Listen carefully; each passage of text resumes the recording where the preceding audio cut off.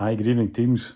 I said to you certainly at the weekend that I wouldn't be back until Tuesday night, but a couple of things have cropped up today that we thought we would squeeze a short video in tonight in support of Adam's Facebook Live event at 8 o'clock. So what I'd like to just give you an update on what we're hearing from the network. Certainly it's got quieter, still busy, but quieter, so that's consistent with what we said at the weekend. We still see the shoots of recovery. We hear that being able to manage your opening hours is really helping, and that's been a big benefit for you, so that's great. We can keep going with that. Just we know, we've heard today that some of the pharmacies around about the hubs that are being established, some of your volumes really holding up because you're also getting repeats, but you begin to pick up some of the acutes from around there, so keep feeding that into, so we've got an eye on it, and Community Pharmacy Scotland will do what we can to support you as these hubs really begin to come online. But in general terms, things a bit better, a lot calmer, less abusive in terms of the patients, and you being able to manage that is certainly in your advantage, and it's great. I've really got 4 main topics to talk to you about tonight. So that'll be deliveries, PPE, linked to that, social distancing and finance. So in terms of starting with deliveries, and I'll talk really about the 200,000 shielded patients. Now, I have to say, unfortunately, the original letter that went out didn't have the guidance that we agreed with our Pharmacy and Medicines division included within it. It actually says, could you contact your community pharmacy to arrange delivery? That's not what's meant to happen. So we've stopped the distribution of the rest of the letters. There's 90,000 has gone out, so less than half has gone out. The others will get the updated guidance.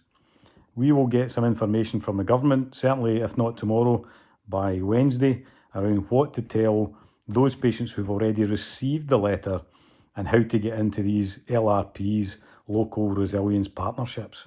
So waiting for more information. We've stopped the majority of the letters going out, and we'll be back more in touch with that once we have it. We're still saying that community pharmacy isn't the first port of call to get deliveries done. And once we know more about Scotland Cares, the new volunteer aspect of things that's being managed by the Red Cross, we'll be back in touch to tell you about that. But that's so brand new at the weekend, we're still awaiting full details for that. In terms of PPE, you got deliveries on Saturday and today. But what I can tell you is that the level of PPE for all settings is being reviewed, literally as we speak. It's being considered today. So as soon as we know any increase in that or any decrease, whatever it is, we will let you know. So can I also just clarify that it's not CPS advice. It is Health Protection Scotland advice that they receive from infection control experts. So the advice we pass to you so that you have as much up-to-date information as is being issued. So as that infection level changes, the advice may also change. But as I say, that's being considered today. Can I link to that the aspect of social distancing, which we are still getting a fair number of calls about, and it's beginning to come through in the inquiries. So in many ways, healthcare settings, and particularly pharmacy, is extremely difficult, as you know, to achieve a 2 metre separation. What we can say is you have to do your best within the environment you find yourself and make as many adjustments as you and your team deem practical to minimise the risk. Each individual pharmacy will have to assess that for themselves, as the size and the layout vary, I'm afraid, from pharmacy to pharmacy. So it really is an instance of you making that decision for your own particular environment. In terms of finance, CPS, we've got our request in for new monies, and that continues, so it's not guaranteed yet for that. But it's definitely what's most pressing is the level of advance payment that will allow you to pay your wholesaler bills at the end of April. And for the staff that is watching that, that's actually also important for you, because that puts the cash into the system to allow all those additional hours and the extra shifts that you've done to actually be paid. Now, I admit the timing of that may cause an issue if some pharmacies pay in the middle of the month, some pay at the end of the month, but we're looking to get you an answer for the end of April's payments. That request has now gone through Scottish Government's Health Finance, and it's sitting with the Cabinet Secretary right now to give us an answer. I also don't want to tell you what that level of advance is. I don't want to overpromise and then underdeliver. What I can say is, if we can get our level of request through, I'm sure it will cover your immediate costs and more. So I'm very hopeful that Matt will be able to give you a concrete answer tomorrow night.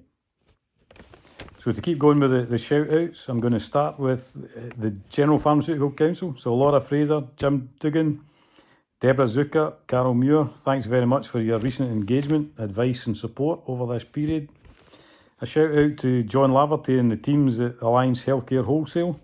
You would say, well, why? Because those boys and girls are in exactly the same position as ourselves. Unprecedented demand, shortage, staff numbers going down, and they're feeling the same issues as we are. But thanks for the support. Give one to Graham Bryson, Director of Pharmacy in Dumfries and Galloway. I appreciate the calls, certainly, Graham, and the pragmatic advice. And some for the network now. First for certainly Pauline Patterson, the team at Young and Mayer and Parkhead Pharmacy in Glasgow. And a special mention to Megan, who's now a staff nurse at Glasgow Royal Infirmary, who came in on her day off to support the team who she used to work with as a Saturday. It's also to Laura Smiley. Thanks, Laura. Great picture of the team that you sent in last night, so thanks for that. To Baird Pharmacies up there in the Broch and Grampian, to Nicole, Doogie, Bertie Myrtle and all the teams up there. And last for tonight, one from Fraser Frame with a shout out for all the Morrison's pharmacies who've had a particularly busy weekend as it was payday and they're still managing to operate their extended hours. So a big thanks from all of us here and from Fraser for what you're doing. So Matt continued his movie theme last night and he asked, in which film does the quote, "Just when I thought I was out, they pulled me back in"? So that was said by Michael Corleone, played by Al Pacino in the 1990 film The Godfather Part 3. So mine tonight for you as the network it's a history question. So which part of the British Armed Forces has the motto, "Après moi le déluge"?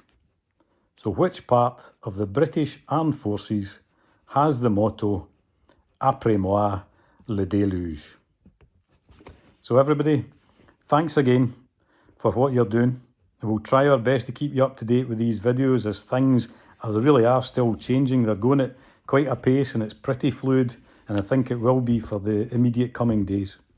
So all the best, and I hope you managed to enjoy Adam's Facebook Live earlier tonight, and I'll see you again later in the week. Bye bye.